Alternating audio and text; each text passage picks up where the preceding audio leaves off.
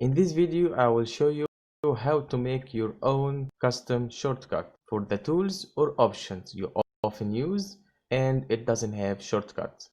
For example, in my case, because I use Arabic, which is written from right to left, so I mostly use the Middle Eastern feature located right there.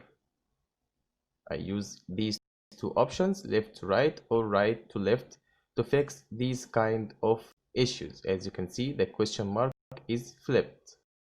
But as you saw, it takes too long to go to this option. So I will make a shortcut for it. Let me show you how to do that. Go to Edit, Keyboard Shortcuts, and you can choose from here the shortcut for Application Menu, Panel Menu, or Tools. For me, I need Application Menu. Choose Type, scroll down.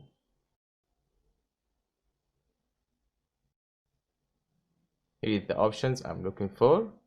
Just click and let's, for example, press on the keyboard Control Shift and slash, and as you can see, Photoshop tells me that this shortcut is already taken, so I will use another shortcut, maybe Control Shift Alt slash.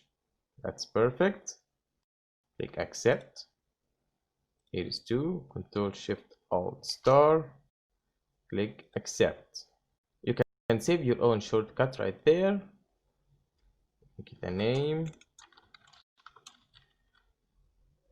click save, and here is the Photoshop default, and here is your shortcut. Now click OK. Now simply I will just select this and press Control Shift Alt and slash.